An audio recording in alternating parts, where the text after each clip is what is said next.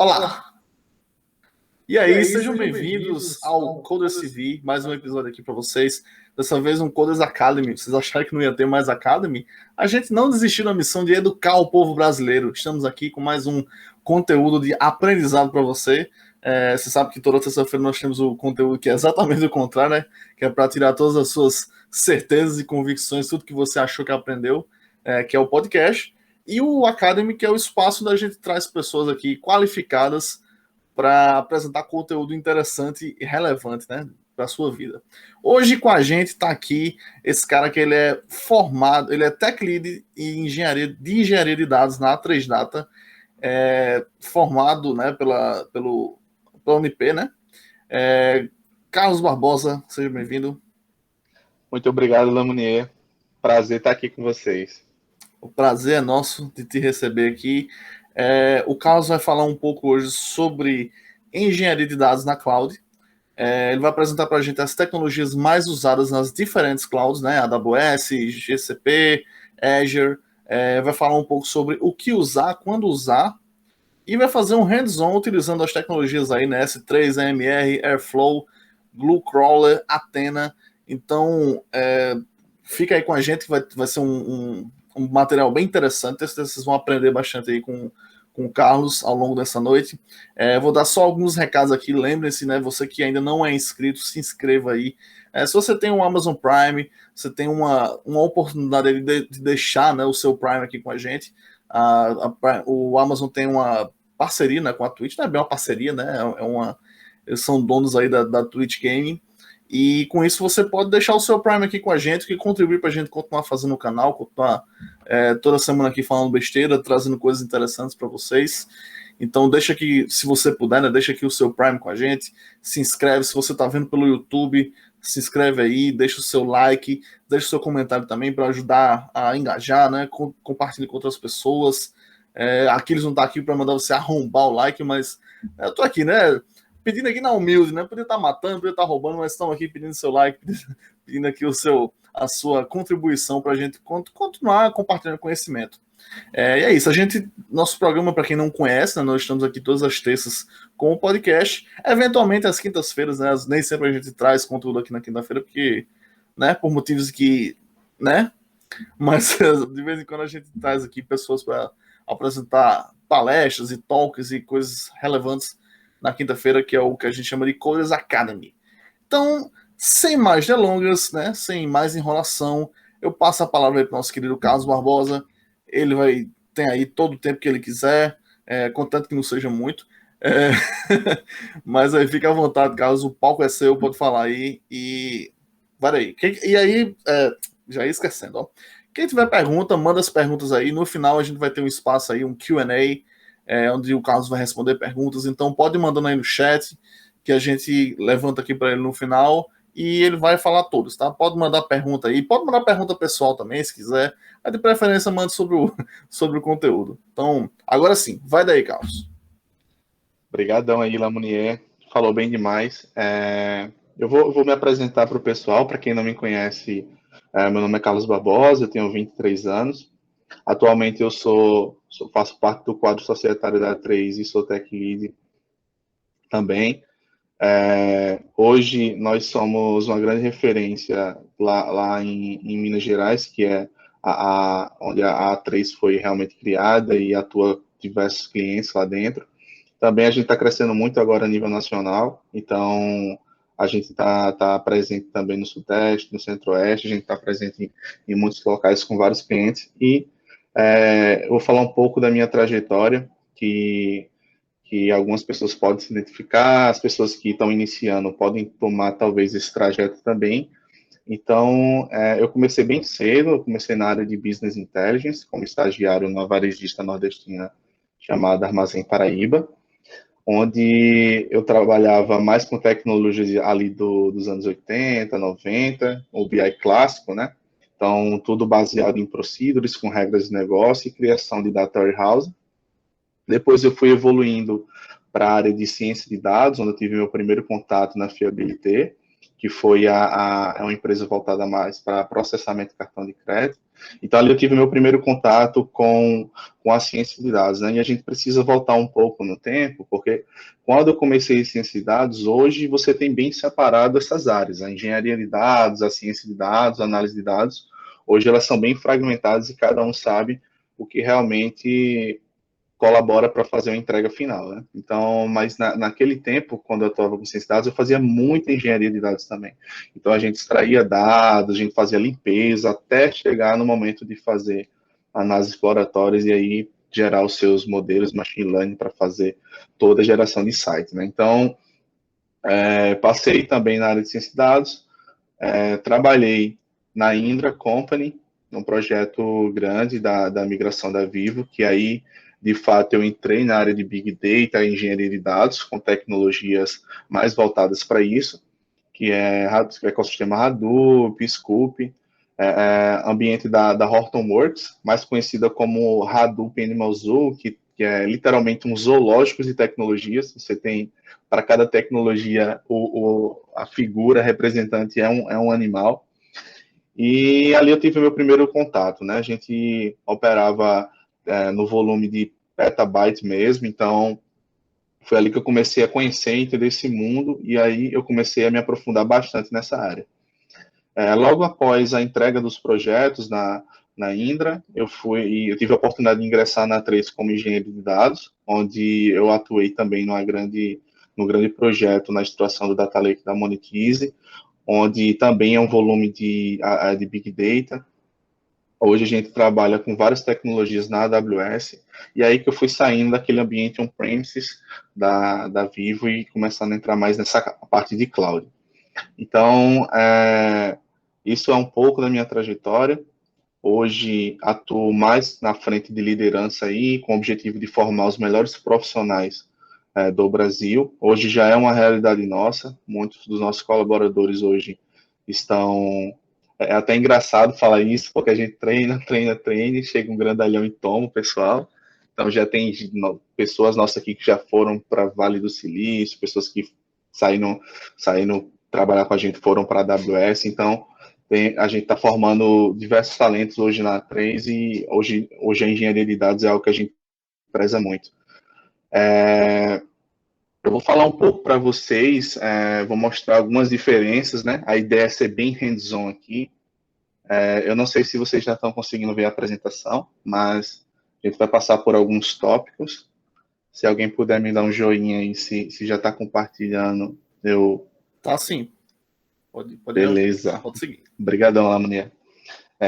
Então, aqui eu preparei um principal tópico, né? A gente vai falar de engenharia de dados na cloud, a gente não vai se aprofundar mais em outros assuntos, e a gente vai abordar hoje as principais arquiteturas da AWS, Azure e GCP. Para quem não conhece esses providers, hoje são os grandes players aí que atuam. Hoje, muitas empresas utilizam a AWS, muitas empresas utilizam a Azure e tem um pessoal aí que está migrando agora para o GCP, né? O GCP aí, para quem não conhece, é a Google Cloud Platform. Então, eles demoraram um pouco para entrar no mercado, mas agora entraram bastante forte e vocês vão entender o porquê. O que é que a gente precisa entender antes de entrar na arquitetura em cloud, né? Então, a gente está falando aí de uma arquitetura antes da cloud, que seria o ambiente on-premise. E o que é esse ambiente on-premise? É um ambiente onde você tem um data center físico que você cuida desse data center. Então, lá com toda a tua infraestrutura a nível de hardware, todos os racks, todo o teu armazenamento, então tudo fica armazenado nessa estrutura. O que é que o on-premises traz de lado negativo para a gente, que a cloud traz de positivo? Quando a gente entra na arquitetura on-premises, tem diversos adversões que atrapalham a gente no nosso desenvolvimento cotidiano, que são relacionados a custos e eficiência operacional, né? Hoje a gente sabe que o mundo de dados ele é muito acelerado, as empresas estão respirando dados cada vez mais e querem tomadas de decisões mais inteligentes o mais rápido possível, né? Então, como o primeiro ponto aqui que eu listei hoje, para quem ainda não teve o contato com a arquitetura on-premises, é que você tem que ter uma necessidade de ter um capital de investimento para hardware. Você literalmente compra esse hardware físico, você paga a instalação, você paga a manutenção disso, você precisa ter um profissional dedicado para fazer toda essa gestão do que está rodando lá dentro. Então, isso é algo que a cloud ela vem para quebrar esse conceito e ser mais uma infraestrutura como serviço, né? Então, essa necessidade de ter capital de investimento para hardware, ele te possibilita de escalar também, porque você gasta demais, você precisa de um investimento operacional muito alto em cima disso. Um outro ponto que eu separei aqui é que você necessita de espaço físico e ambientação. Então, não é só apenas eu separar um ambiente e esse meu ambiente eu vou lá mandar um cara fazer toda a preparação de hardware que vai dar certo. Não, não é assim. Você precisa ter um bom espaço para montar essa estrutura, né? Quando a gente fala de uma arquitetura on-premise, a gente está falando que, pô, eu quero suportar realmente Big Data, eu quero rodar toda a minha empresa dentro dessa infraestrutura, eu preciso ter um local grande. E esse local grande, às vezes, ele custa muito caro. Então, acaba inviabilizando aí financeiramente a sua empresa a crescer e escalar de acordo com a concorrência. Então, esse espaço físico ele é algo que acaba impossibilitando todo o crescimento da empresa. A outra questão é a ambientação, né? Tem toda uma climatização que isso precisa ser feito. Então, para teu hardware, tua infraestrutura rodar com saúde hoje, ela precisa estar numa ambientação legal. Eu não posso botar em risco o meu HD, onde está todo o armazenamento do meu dado, numa temperatura muito alta, ao ponto de queimar um HD ou acontecer algo relacionado. Isso tudo está dentro da categoria de custos, né? Eu preciso fazer um investimento muito alto nisso e eu preciso ter pessoas cuidando disso. O terceiro ponto é o custo com a operação e a manutenção desses data centers. Tá? A operação disso é extremamente lenta. Quando você vai...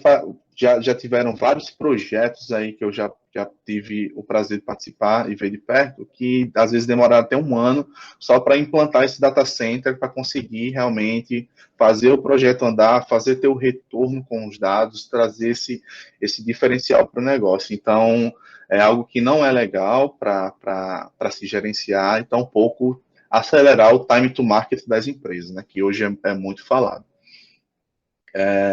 Como quarto item extremamente importante, eu selecionei aqui que retarda a velocidade de desenvolvimento, e é bem isso mesmo. Então, é muito diferente se hoje subir um cluster Spark, que a gente vai falar um pouco sobre isso, dentro da arquitetura on-premises e dentro da arquitetura de cloud. São coisas completamente diferentes.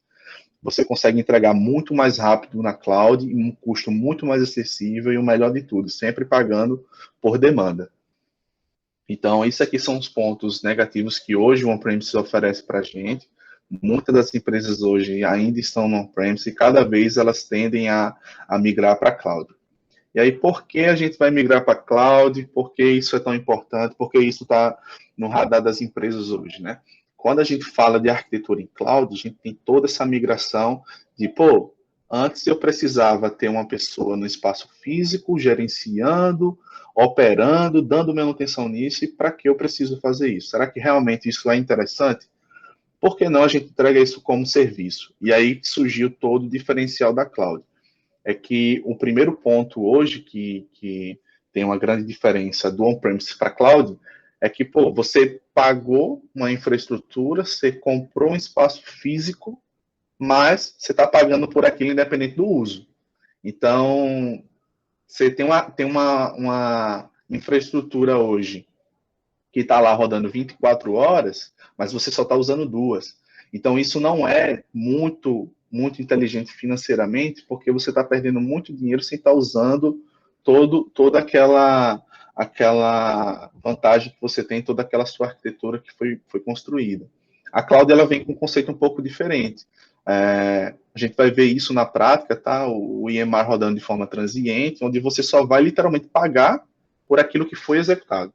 Então, isso é um diferencial muito grande. Você consegue fazer economia de custos, que é um dos principais pilares aí da engenharia de dados.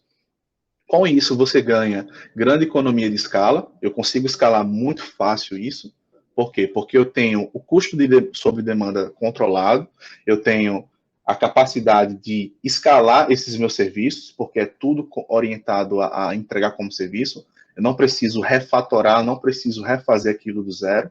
Então, você tem uma grande economia de escala, tanto operacional quanto financeiramente falando. Então, isso é um grande diferencial. Escalabilidade e flexibilidade, como eu falei anteriormente, você consegue ter uma escalabilidade horizontal, né? Hoje, se a tua empresa está tendo uma escalabilidade vertical, então, pô, eu tenho hoje uma máquina que está operando lá com 128 de RAM, mas para solucionar esse problema, vamos tocar aí 200 de RAM. Pô, não é assim. Isso não é a forma saudável de escalar. Então, vamos rever essas arquiteturas, vamos dar uma olhada para a cloud, que você vai ver que isso vai te trazer muita vantagem. O aumento da velocidade de desenvolvimento, vocês vão ver isso na prática também, tá, gente? Hoje, para você configurar, ter todo esse tempo de ambientação, ele custa muito em termos operacionais. Então, na cloud, como você tem tudo como serviço, ou quase tudo como serviço, vocês vão ver que isso se torna um processo muito mais rápido, não só para desenvolver, mas para você também conseguir gerir a sua operação, né? Quanto mais fácil de fazer, mais pessoas você consegue colocar no processo, mais rápido você consegue entregar, mais rápido sua empresa chega ao mercado. Então, isso são uma das grandes vantagens.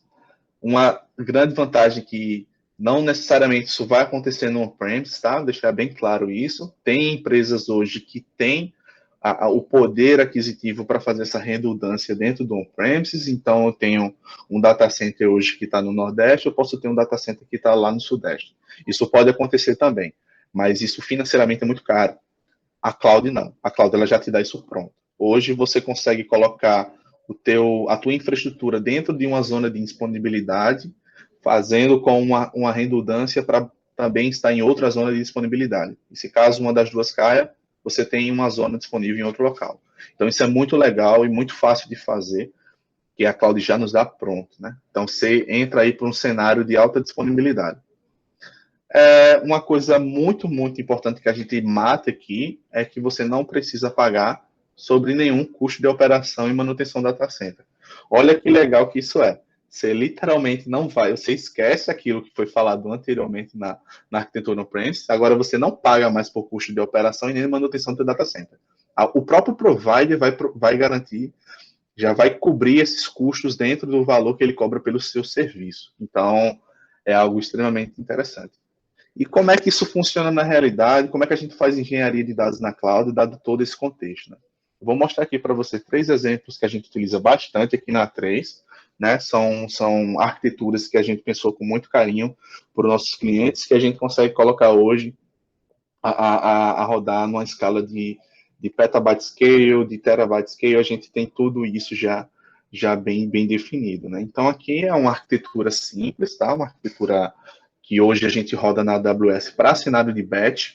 Para quem não conhece o batch, ele é um processo que você basicamente schedula ele, então vai ter um momento no dia que isso vai ser executado, pode ser à noite, pode ser de manhã, pode ser, tem vários cenários, mas geralmente é um momento ali que isso vai executar, ou algumas etapas no dia que isso vai executar, né, que aí a gente já deixa de ser batch, começa a ser micro-batching. Então, isso aqui é o que a gente já pensou, a gente já tem implementado nos nossos clientes. Então, o cenário principal que você vai lidar em cenários de engenharia de dados é que sempre você vai ter um data producer. Você vai ter um produtor de dados que vai gerar dados para você de alguma forma. Seja ele uma API, seja ele um banco de dados relacional, seja ele um sistema de arquivos, seja ele um NoSQL. Hoje, o mundo é muito voltado para microserviços, né? Então, a gente vai ver muita API aí gerando dado para a gente cada vez mais. Então, a gente precisa estar preparado para receber esse dado dentro da nossa arquitetura. É uma coisa muito legal. O seu data producer independe de onde ele está. Por quê? Porque tudo que entra dentro da AWS, ele não te cobra. Só apenas o que sai. Então, hoje você pode ter um serviço que está no seu on-premises, hoje você pode ter uma API que está em outra cloud, mas você está transacionando esses dados entre as clouds só na forma de input, você não vai ser cobrado sobre isso. Então, isso é algo muito legal. E como é que funciona esse fluxo, né? Eu tenho o meu data producer lá que está produzindo dado para mim, e eu vou ter toda a minha infraestrutura dentro da AWS. Então, a gente hoje utiliza muitas ferramentas lá dentro, e as principais são essas aqui. Ó. A gente usa o EMR, que é o Elastic Map Reduce, que é o que é o EMR? É Big Data como serviço. Você literalmente tem um cluster Hadoop, que você cria esse cluster Hadoop, você seleciona as instâncias que você quer, e o cluster está pronto para você. Você não precisa configurar variável de ambiente, você não precisa fazer nada. Ele já vem pronto para você usar para escalar a tua empresa aí para petabyte scale, o que você quiser processar. Então, hoje a gente usa muito essa ferramenta para fazer processamento e a gente separa isso no nosso Data Lake. O que é o Data Lake? São diversas zonas que são armazenados dados em data storage, que podem armazenar dados não estruturados e estruturados. Essa é a essência do Data Lake. A primeira ponte que a gente encara aqui dentro dessa arquitetura é que eu tenho lá meu EMR, que vai disponibilizar um dado na Land Zone. Essa é a nossa primeira zona aqui do Data Lake, é a zona que democratiza o dado. Tudo que chega tem que cair na Land Zone. Então, aqui a gente pode ter JSON, TXT, TSV, a gente pode ter XLSX, a gente pode ter imagem, vídeo, a gente pode ter N coisas. E tudo isso é também processado para depois gerar output para negócio. Né? Então, é por isso que existe essa zona aqui de processamento. Para que essa zona de processamento? Essa zona de processamento ela tem o objetivo de você escalar todos esses arquivos que estão chegando aqui na Land para uma arquitetura que vai conseguir escalar, que vai conseguir processar rápido. JSON hoje, por exemplo, a maioria do meio de comunicação das APIs, elas vão te entregar um JSON no final. JSON não é legal para processamento. Então, o que é que a gente faz aqui nessa etapa? Eu tenho lá um Spark, que é para quem não conhece o Spark, é um engine de processamento distribuído em memória. Então, ela roda várias operações dentro da memória, do cluster, e ela distribui isso para várias máquinas trabalharem em conjunto. Isso é o Spark. Então, a gente lê esses arquivos em JSON que não são legais de processar e a gente faz uma conversão muito famosa aqui, que é de JSON para Parquet, de CSV para Parquet. A gente tem outros formatos, mas o mais conhecido hoje é o Parquet.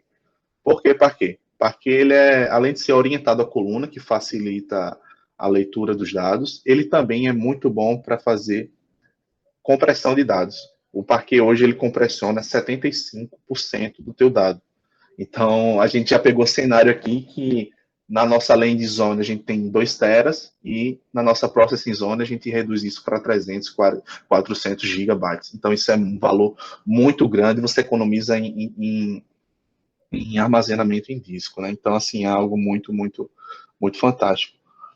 Feito essa etapa de processamento, que a gente faz a conversão, remove algumas colunas que não são necessárias para o negócio, a gente dá o output na Consume Zone. Que é o Consumer Zone? É a zona de consumo. É o dado consolidado para o nosso cliente fazer as suas análises. E tudo isso é feita a exploração com essa ferramentinha aqui sensacional, que é o Amazon Athena. O que é que essa ferramenta faz? Cara, essa ferramenta é sensacional.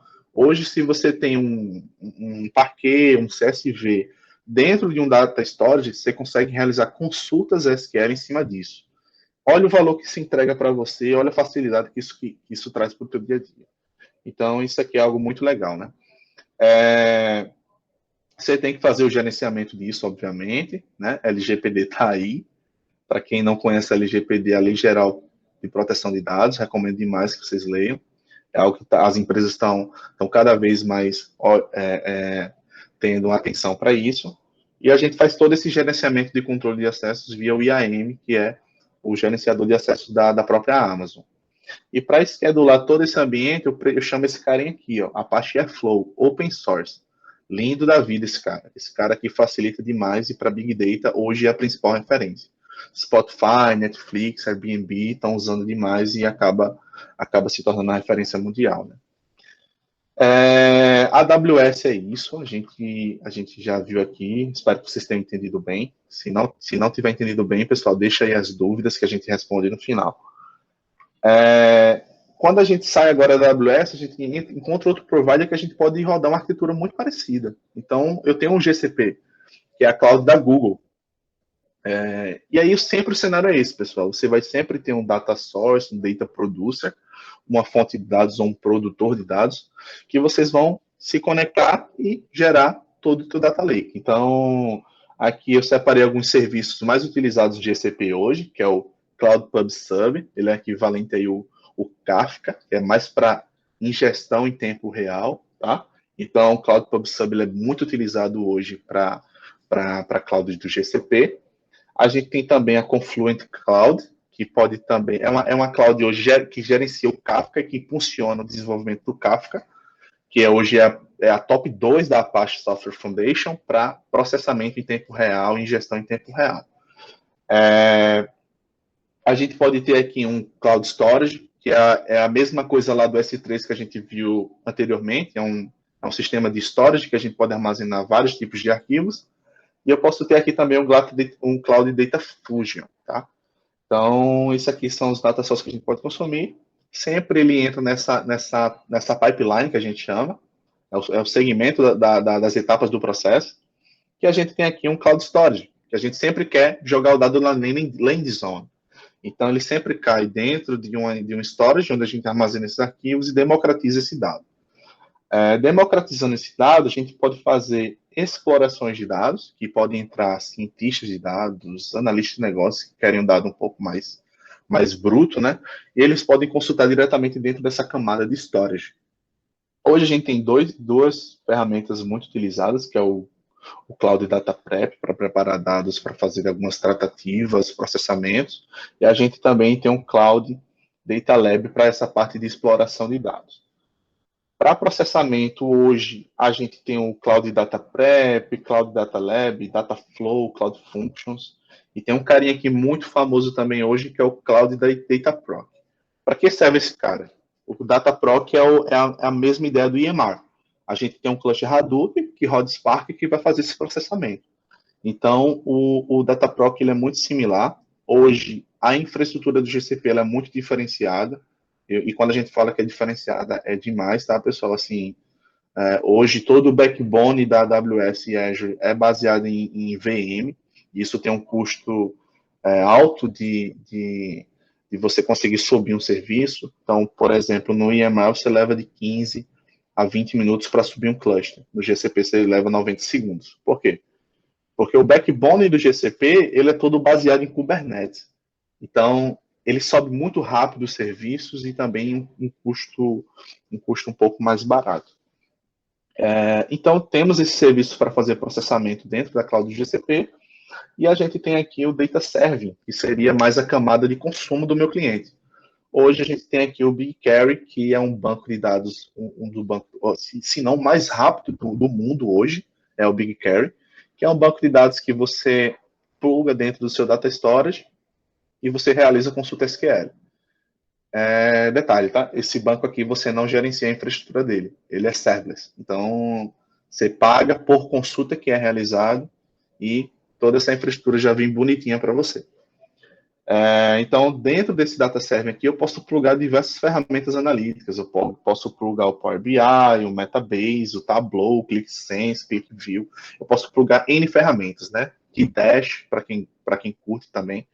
Então, isso aqui é uma arquitetura hoje que muitas empresas utilizam, a A3 também já utilizou em alguns projetos, e a gente gosta bastante assim, desse formato.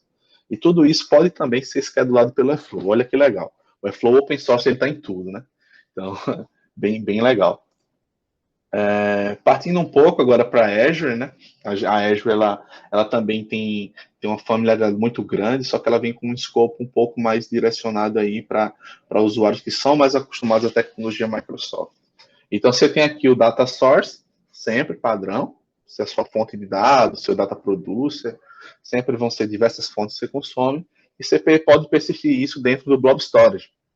E aí, qual é a diferença do Blob Storage? O Blob Storage é o mesmo do S3, é o mesmo do GCS, é uma estrutura de armazenar arquivos que você pode armazenar o que você quiser lá dentro, a um custo muito acessível e fácil de escalar. Para quem não conhece, esse carinha aqui, o HD Insight, também é a mesma ideia lá do EMR, a mesma ideia do Dataproc, é um cluster Hadoop para fazer processamento de dados. Então, hoje você consegue subir esse HD Insight para realizar processamentos de Big Data, processamentos em alto nível de processamento. E tudo isso segue aquela mesma pipeline. Então, eu vou ter aqui um blob storage para minha land zone, eu vou ter um blob storage minha processing zone, eu vou ter um blob storage para minha consumer zone, ou algo, uma zona de exploração, talvez, como o seu negócio definiu os requisitos, né? Então, isso aqui é a pipeline padrão. Vocês estão vendo que não muda de uma cloud para outra, o que muda basicamente são ferramentas. E a gente tem um carinha novo aqui, que é o Azure Cosmos DB, que é literalmente um banco de dados muito legal para você fazer analytics lá dentro. Tudo isso pode ser schedulado pelo Airflow, open source. Recomendo demais que vocês olhem aí a Astronomer Airflow, que é hoje uma das empresas que estão impulsionando demais o desenvolvimento do Airflow de uma forma simples e intuitiva para qualquer tipo de usuário hoje. Então, esse carinha aqui, ele está fazendo um sucesso muito grande. E a gente vai ver ele na prática também, inclusive na própria Astronomer.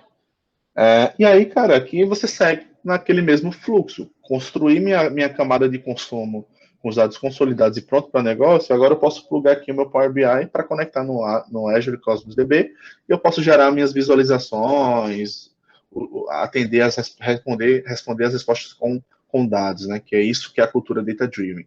É a empresa respirando dados e só tendo tomado decisões baseadas neles mesmos. Então, isso aqui são as 3 hoje clouds principais que vocês vão ver essa pipeline rodando, tá?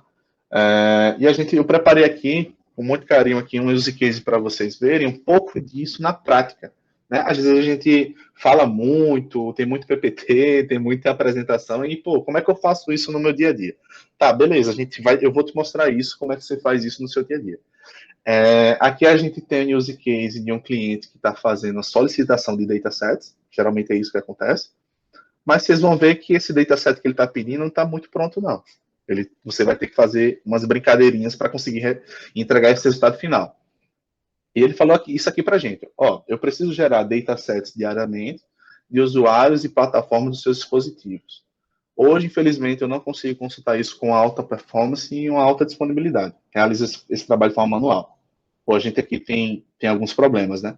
Além do trabalho manual, que o cara está fazendo isso todos os dias, a gente tem um problema de performance e de alta disponibilidade.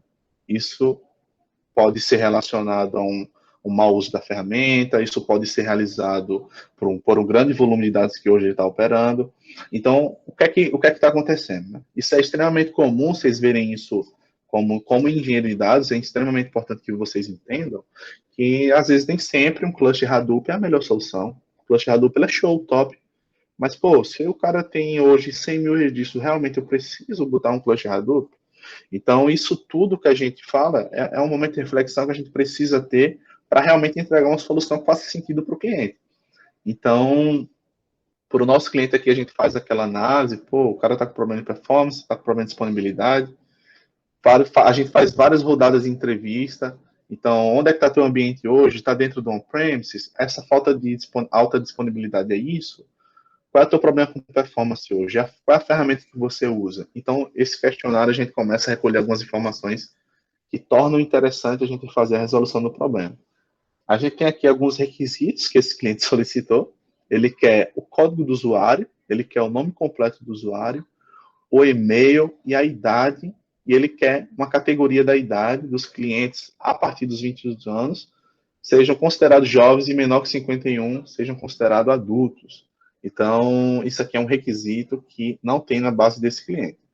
Em seguida, ele quer a plataforma do dispositivo e o modelo do dispositivo. Tá, beleza.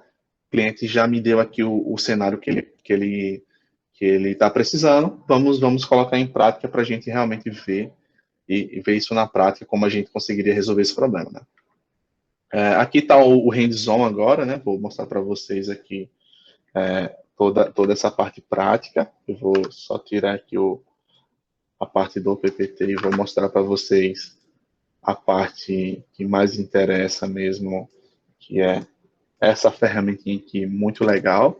Se alguém puder confirmar se já está vendo aí a tela bonitinha do Airflow, agradeço demais. Então, sim. Tá, perfeito. E aqui, cara, esse carinha aqui, o Airflow, ele é um orquestrador de pipelines. Então, pô,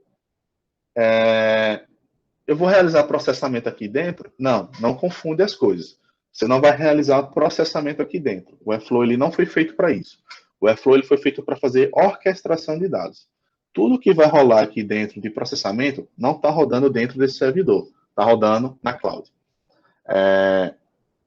Eu não vou poder mostrar a vocês essa parte das configurações das variáveis, porque tem alguns conteúdos sensíveis aqui de chaves de acesso, mas basicamente o que é que você precisa fazer para hoje você ter uma comunicação na sua cloud?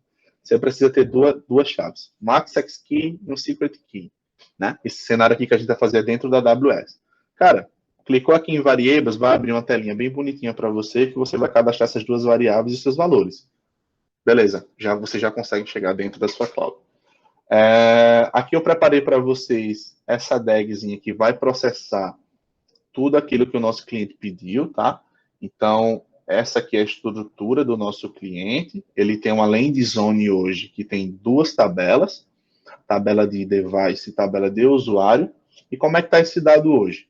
Tá, aqui é uma API que disponibiliza esse dado para mim todos os dias e ele me entrega um JSON. Esse JSON ele não está bonitinho em formato tabular como o nosso cliente quer. E aí, o que é que a gente faz, galera? A gente precisa fazer um processamento dessas informações. Então, aqui, ó, dentro do Airflow, a gente tem as nossas DAGs, a nossa DAG principal, que é o EMR Beamo Transient. Por que transient? Transient, ele vem na ideia que você tem um cluster que nasce para morrer. Então, esse cluster, ele nasce, processa e morre. É isso que a gente vai fazer, né? Sempre custo sobre demanda, como a Cloud, ela nos dá essa possibilidade de fazer. Então, aqui a gente tem várias tasks que vão realizar, cada um tem sua funcionalidade. Eu vou mostrar isso para vocês a nível de código também. A gente tem aqui um EMR que vai pegar as tabelas para fazer o processamento. A gente tem um sensor que fica escutando se esse cluster já subiu. Né? Eu vou até colocar aqui para rodar, porque como demora de 15 a 20 minutos para subir esse cluster, a gente acompanha isso em tempo real. Tá? Então, eu acabei de colocar aqui para rodar o nosso cluster. A gente tem a nossa primeira etapa que está rodando. A primeira etapa já rodou, na real, e agora ele está esperando o cluster subir. Tá vendo aqui que está verdinho? Esse verdinho aqui é de running. Se a gente for olhar agora, exatamente nesse momento aqui na nossa infraestrutura da AWS, eu vou atualizar aqui o painel, a gente vai ver que tem um cluster, acabou de ser startado. Né? Tá até no nosso horário aqui, ó, 20h16. Então, esse cluster aqui vai provisionar toda a infraestrutura que foi solicitada. Eu vou mostrar para vocês isso aqui de código. Tá? E o que é que está rolando aqui dentro, galera? Cara, é muito, muito simples. Hoje, o que roda basicamente dentro dessa DAG é um script Python que você faz toda a configuração desse seu cluster. Então, pô, aqui está as principais bibliotecas que a gente está utilizando. Eu tenho as minhas credenciais para conseguir ter acesso a essa minha infraestrutura dentro da AWS e a gente cria duas instâncias para conexão. A gente tem uma instância para o EMR e uma instância para o S3. A gente declara alguns argumentos padrões, que isso fica cadastrado na DAG.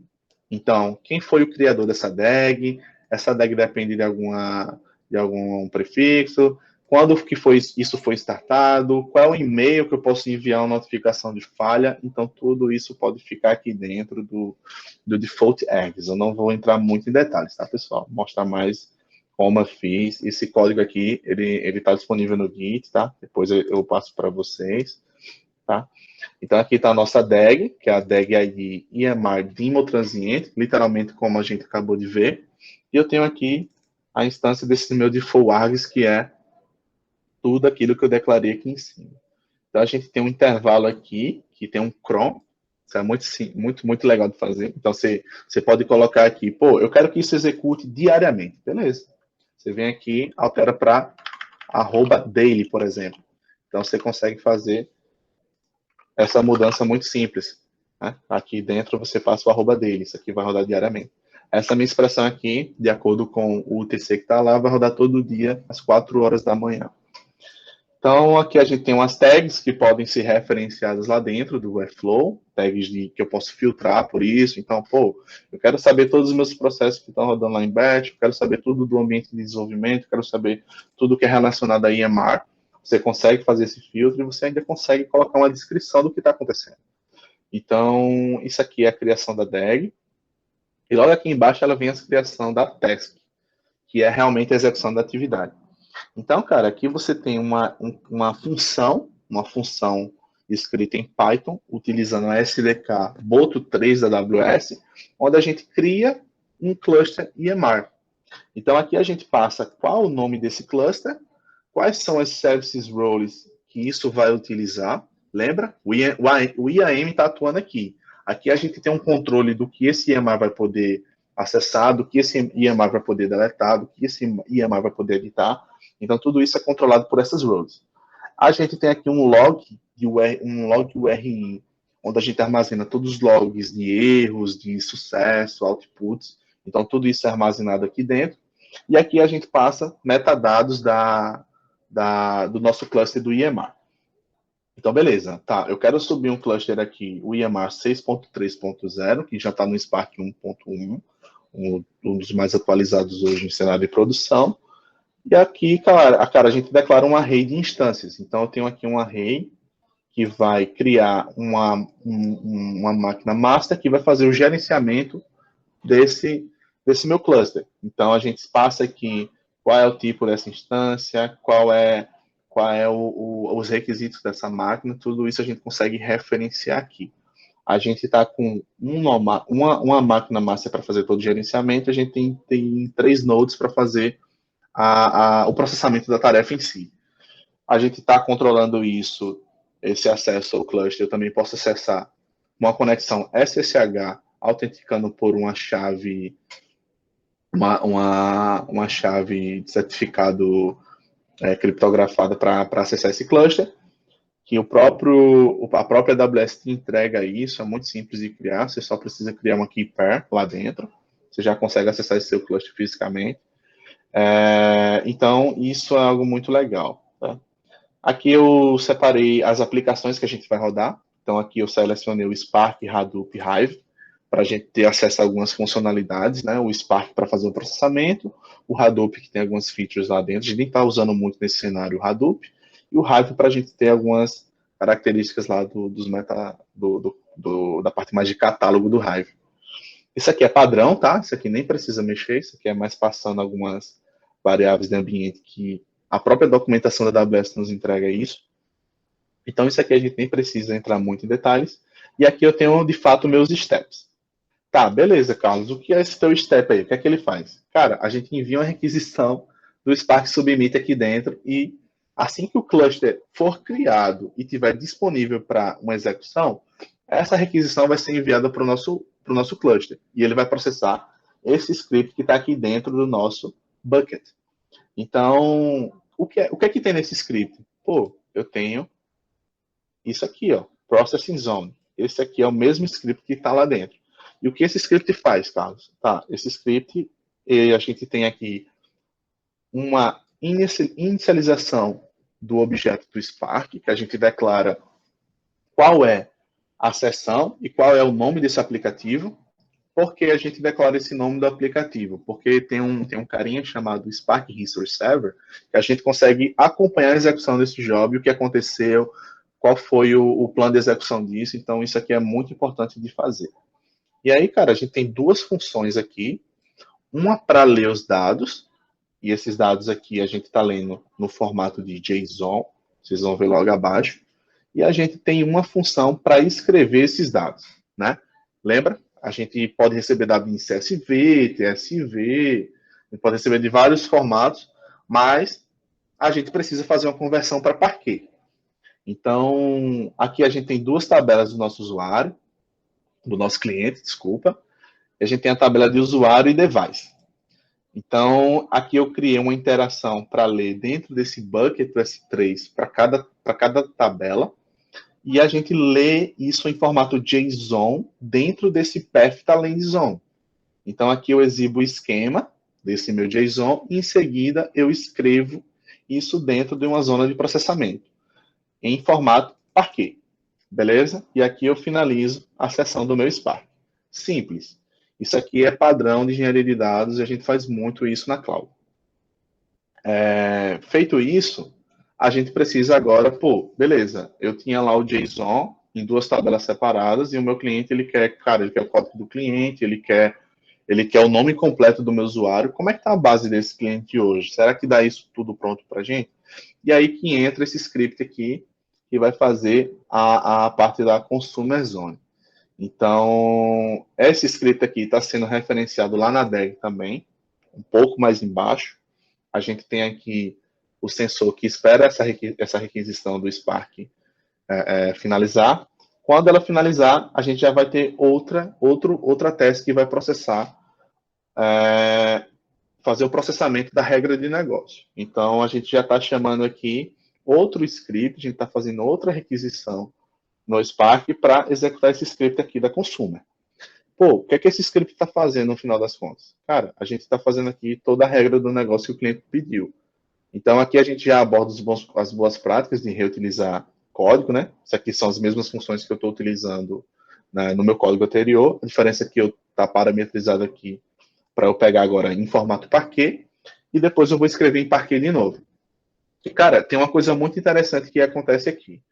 Quando você tem um arquivo Parquet que já tem lá seus 75% de redução e você escreve de novo, você adiciona mais uma camada de compressão, que é chamada de snap. Esse snap é sensacional. A gente já pegou case aqui dentro de que começou com 2 teras, foi para 400 GB e no final a gente estava disponibilizando para o cara 15 GB com 33 milhões de registros. Então, isso é algo que a gente vê aqui no nosso dia a dia. Tá? Aqui a gente lê esses arquivos, que agora estão em formato Parquet, e a gente cria uma view temporária. E aí, cara, para quem não conhece o Spark, vai pirar agora, porque essa view temporária a gente está criando dentro de um espaço, eu não vou entrar muito em detalhes, mas é um espaço físico lá do Hive que a gente consegue fazer a utilização de SQL lá dentro. Então, é muito simples para conseguir usar SQL dentro do Spark. Você precisa criar uma view temporária baseado no data frame que você leu e você está aqui lindão usando Spark SQL. E aí, SQL tem várias linguagens hoje, né, que o pessoal fala, mas SQL sempre vai ser o xodó aí para análise de dados. É muito utilizado até hoje. Então, aqui a gente está fazendo as especificações que o cliente nos solicitou. Então, ele queria o código do usuário, ele queria o nome completo do usuário, mas isso não tinha pronto na base, era 2 campos diferentes, então a gente concatenou o nome o primeiro nome do usuário com o sobrenome, e a gente gerou um novo campo chamado nome completo. Então aqui a gente já fez o primeiro requisito, fazendo transformação de dados. O e-mail do usuário, ele queria a idade do usuário, isso também não tinha pronto na base dele, ele tinha a data de nascimento do usuário, que são coisas diferentes. Então a gente fez aqui uma regrinha para pegar a data, a idade desse usuário da plataforma. E aqui, pessoal, a gente faz um case para atender aquele requisito também, que é, eu preciso agora criar uma categoria onde todo mundo que for menor que 21 anos, ele seja jovem, e todo mundo que for abaixo dos 51 anos seja adulto. Todo o resto é considerado mais velho. Tá? Então, aqui a gente cria essa categoria que o nosso cliente pediu, e em seguida, plataforma e modelo. A gente também não tinha esse dado pronto em uma única tabela, por isso que a gente faz a união dessas informações aqui usando esse inner join, onde a gente pega a tabela do usuário e une a tabela de dispositivos. Então, é basicamente isso que a nossa DEG está rodando lá dentro. Tá, beleza. Vamos olhar lá a nossa pipeline, ela já finalizou, está tudo verdinho aqui, então ela rodou com sucesso. Você consegue acompanhar isso aqui e você tem outras funcionalidades aqui que você pode acompanhar também. O Graph View é essa interação gráfica que você tem das tasks, mas você pode ver aqui quanto tempo a task durou, qual foi a etapa do processo que demorou mais. Então aqui a gente tem, o sensor demorou 0,15 segundos, a gente teve aqui a escrita de dados na Consumer de 0,03 segundos. Então a gente consegue metrificar tudo isso aqui. A gente consegue acompanhar, também tem uma interação a nível de código, a gente pode visualizar esse código aqui. Então, beleza, a nossa DEG ela já foi executada, ele faz uma contagem aqui de quantas vezes rodou com sucesso. Se for erro, ele consegue aparecer aqui em failed, e se estiver rodando, ele vai aparecer aqui no meio como run. Se a gente for ver aqui agora no nosso cluster e atualizar desde o momento que ele estava startando, provavelmente ele já vai estar em terminate. Então eu consigo ver aqui, ó, terminated clusters. Pô, beleza, nosso cluster do IMA, ele acabou de processar nesse horário aqui de criação às 20h16. E o que é que esse processo fez? Esse processo pegou esse dado da land zone, onde estavam os arquivos brutos, arquivos JSON gerados pela API do nosso cliente, e a gente agora tem uma camada chamada Processing Zone que está dentro desse mesmo bucket. Isso aqui é mais uma questão de exemplo, tá? Isso aqui geralmente fica em camadas separadas. Eu tenho uma camada para minha consumo, eu tenho uma camada para minha processing e eu tenho uma camada para minha land. Isso fica separado. Por quê? Porque a camada de land você consegue fazer versionamento desse bucket para auditorias, N motivos. A processing, como geralmente você vai estar fazendo o append, mas também você pode fazer overwrite, então não precisa necessariamente fazer versionamento. E a consumer, que geralmente você sempre vai estar fazendo overwrite. Por quê? Porque o parquet ele é imutável.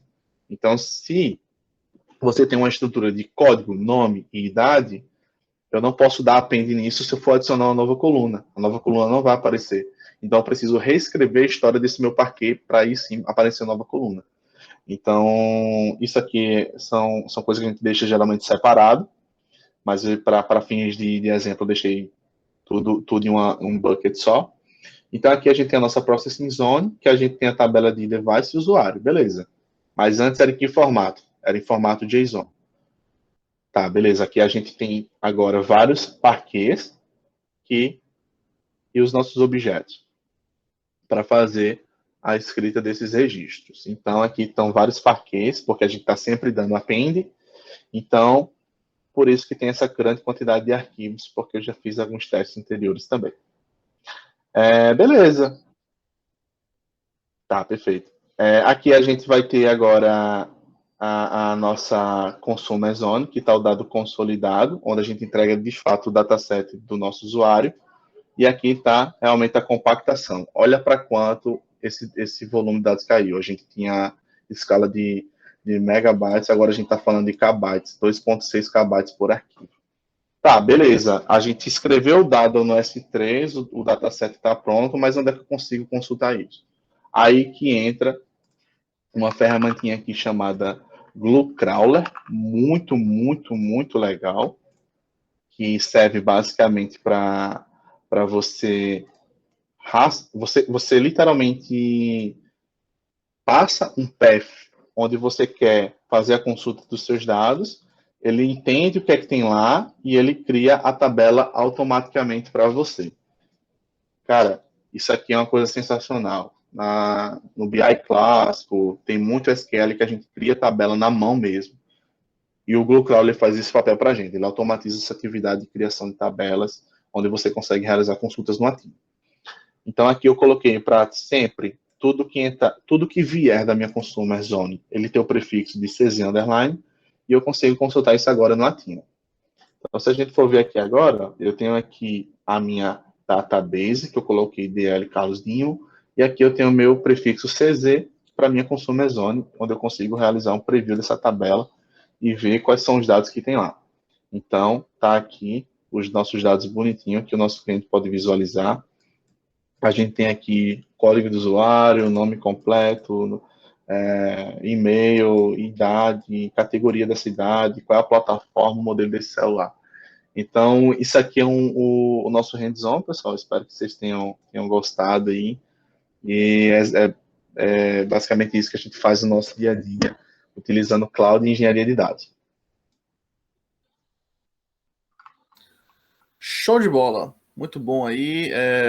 Espero que o pessoal tenha gostado. Tem muita gente aí. Eu, particularmente, não entendi nada.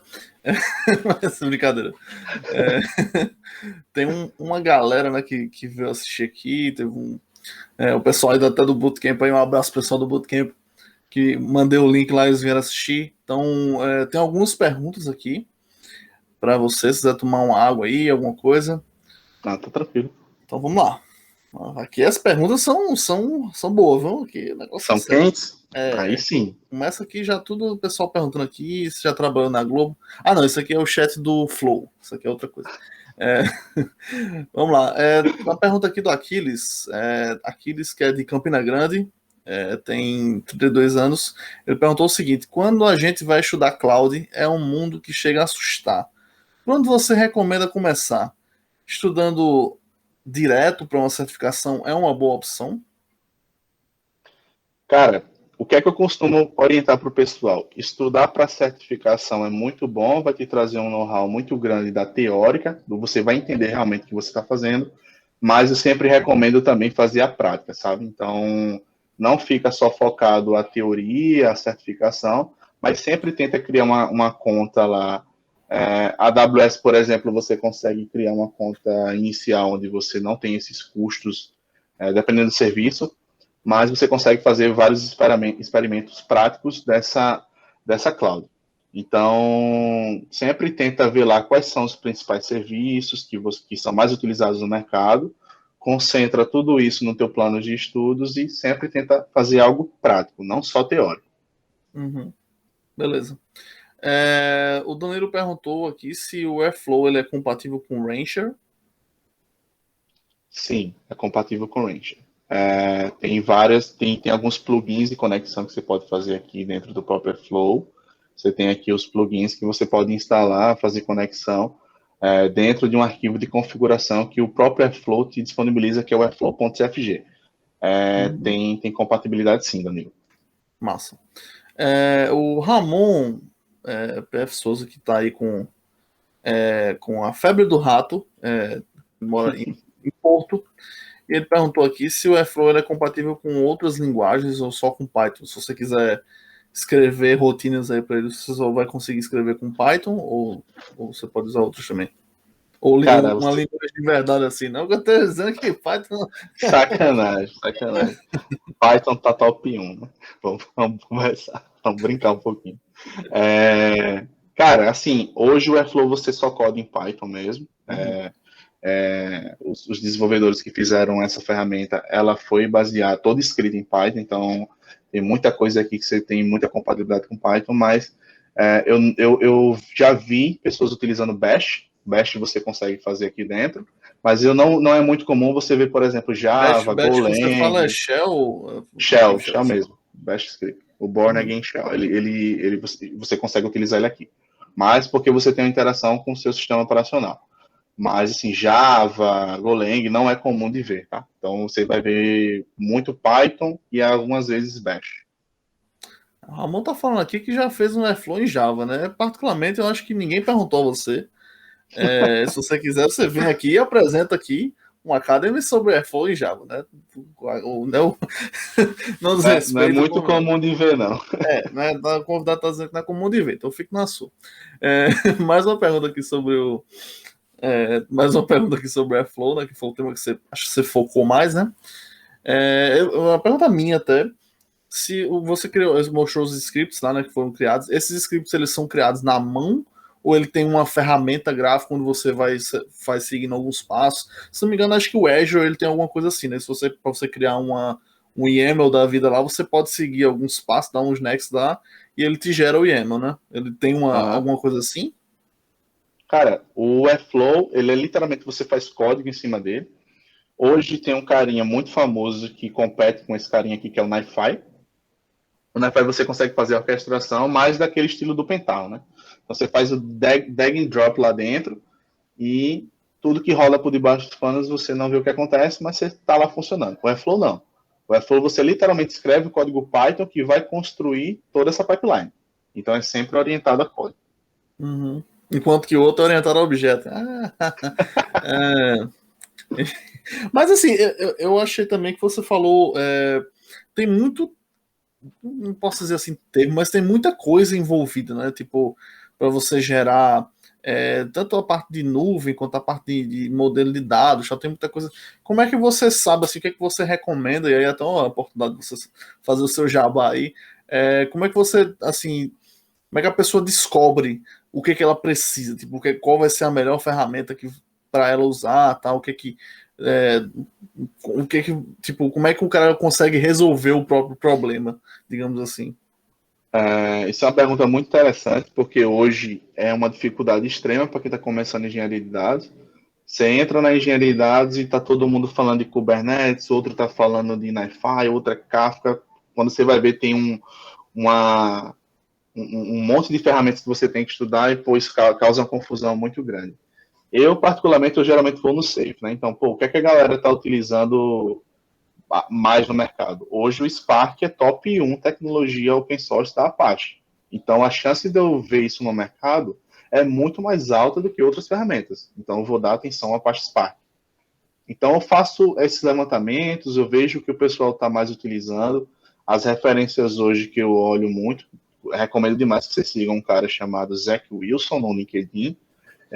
Hoje é o atual tech lead do Airbnb, da parte de dados. Então, o cara sempre lança vários insights legais que às vezes você acaba recolhendo alguma coisa legal para você colocar ali no teu backlog de estudos. Então, eu separo assim, vejo o que o pessoal, os grandalhões estão utilizando, trago isso para minha agenda de estudos e tento aprofundar um pouco mais. Mas para quem está começando, não escuta muito esses vários termos. Há 3 coisas hoje já são suficientes para você entrar dentro desse mercado, 4, desculpa, que vai ser SQL, Python, Spark e conhecimento básico de cloud. Isso já vai te trazer um know-how muito grande para entrar dentro desse mercado e você vai rampar muito bem quando conseguir essa sua oportunidade. Então, não fica muito focado em aprender 1000 coisas, não. Tenta selecionar ali e se aprofunda o máximo que der nessas stacks que são mais utilizadas no mercado. Show de bola.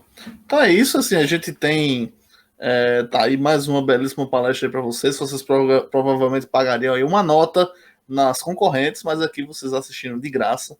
E esse é o nosso objetivo aqui, sempre trazer material importante. Queria agradecer ao Carlos pela presença, pela disponibilidade de vir aqui, né, apresentar esse material muito bom, assim, muito. Eu brinquei assim no começo, mas foi muito bem apresentado, muito bem demonstrado, né, para a gente. Então, tenho certeza que o pessoal aí que se interessou tá plantado a chama, né, para estudar mais, conhecer mais sobre o assunto. E aí deixo aqui o espaço para você se despedir aí, dar o seu forte abraço aí.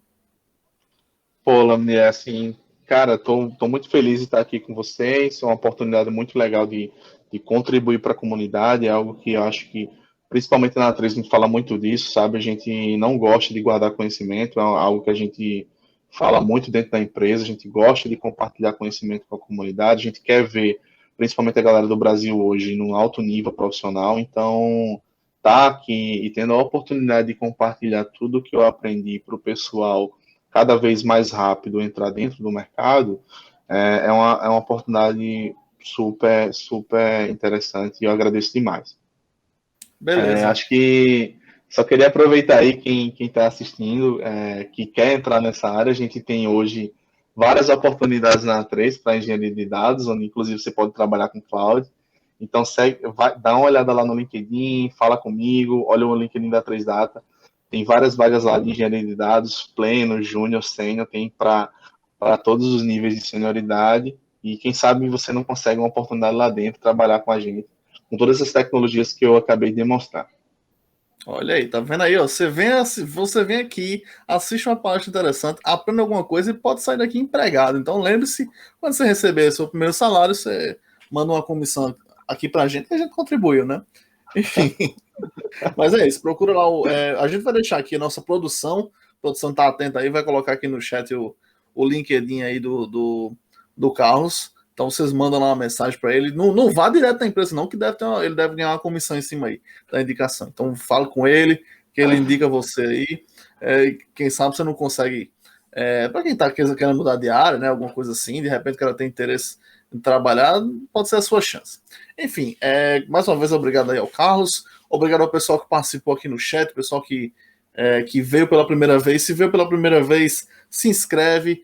Se você tem o Amazon Prime, deixa aqui o seu Prime com a gente, contribui aqui para o nosso canal para a gente continuar trazendo palestras. Nós estamos aqui todas as terças-feiras, às 19h30, com o Coders Podcast. É um espaço onde a gente traz pessoas para falar de outras coisas. A gente fala mais ou menos assim sobre tecnologia, mas a gente fala muito mais sobre vida, sobre carreiras, a gente traz histórias aqui totalmente diferentes. A gente vai ter aí rinha de inventor, a gente vai ter esse mês aí análise de currículos, análise de perfil do LinkedIn, né? A gente vai trazer uma recrutadora aí no próximo dia 20 para analisar perfis aí, então acho que ainda dá tempo você mandar o seu. Então, assim, todas as terças, 19h30, a gente tá aqui com um podcast e, eventualmente, nas quintas-feiras, mesmo horário, a gente tem o Academy, onde a gente traz conteúdos enriquecedores para sua vida. Então, é isso. Muito obrigado. Se você está assistindo pelo YouTube, deixa o seu like aí, compartilha, comenta, se inscreve também, que é importante. E é isso. Bebam água e valeu. Valeu, galera.